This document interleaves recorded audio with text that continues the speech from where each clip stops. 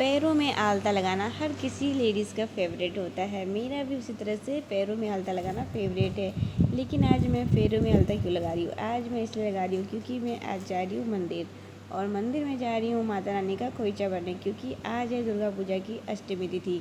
तो अष्टमी को मैं फास्ट रखती हूँ, पूरे दिन का फास्ट रखती हूँ और माता रानी को देती हूँ खोइचा।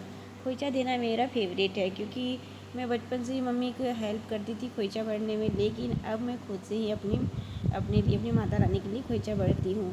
तो हमारे बिहारी में तो यहाँ पे प्रथा है कि बेटी की जब विदाई होती है तब बेटी को भी खोइचा दिया जाता है अपने मायके से, और ससुराल से भी जब मायके जाती है लड़की तो उसको भी तभी भी खोइचा मिलता है।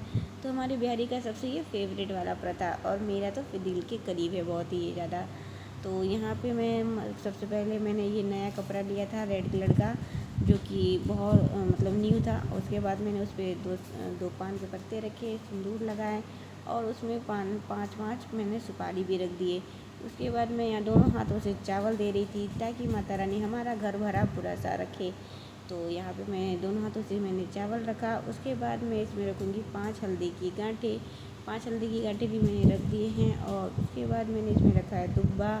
तो दुब्बा रखने का मतलब भी पता नहीं क्या होता है, मुझे नहीं पता है।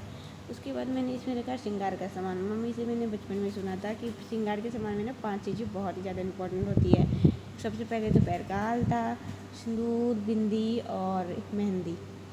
ये सारी चीज़ें जो है ना, कुछ दो ना दो, लेकिन माता रानी को ये 5 चीज़ें ज़रूर देनी चाहिए। तो यहाँ पे मैंने सब कुछ रख दिया है, और लाल चूड़ियाँ भी, सॉरी मैं लाल चूड़ियाँ बोलना भूल गई थी।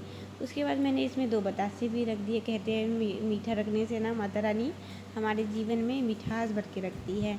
हमारे जीवन में सारे रिश्ते मीठे भरे भरे रहते हैं। अब पता नहीं क्या होता है। उसके बाद मैंने उसमें पूजा किया। पूजा करने के बाद मैं इसको बांध लूँगी। उसके बाद मैंने माता रानी से भी मनोकामना की कि अगर कुछ छूट गया होगा, मुझसे कुछ गलती हो गई तो मुझे क्षमा कर दीजिएगा, क्योंकि हूँ तो मैं एक इंसान ही।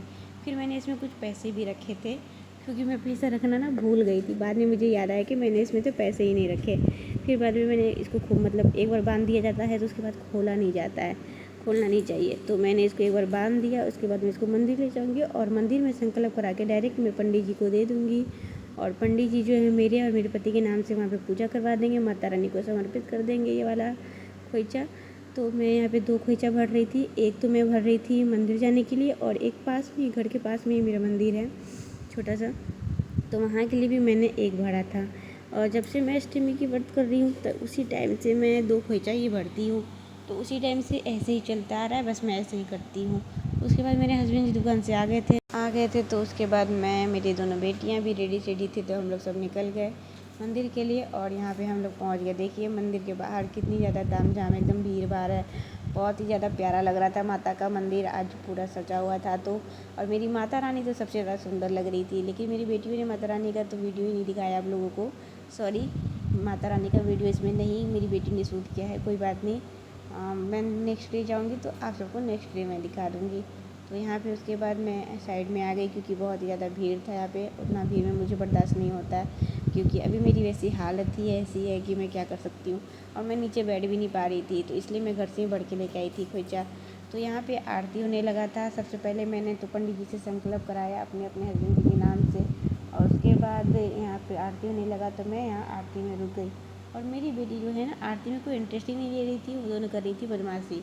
तो यहाँ पे आरती ख़त्म होने के बाद मैं इधर आ गई। फिर यहाँ पास में, मतलब बगल में, जैसे कि एक मंदिर में ही दुर्गा माता का भी है, भोले बाबा का भी है, बजरंगबली का भी है, और मतलब 2-3 और भगवान जी का मंदिर है एक ही में। तो मैंने सभी भगवान जी की पूजा की यहाँ पे। तो उसके बाद मैं आ गई महादेव जी के मंदिर में। और महादेव जी तो मेरे फेवरेट हैं। महादेव और माता रानी दोनों मेरे फेवरेट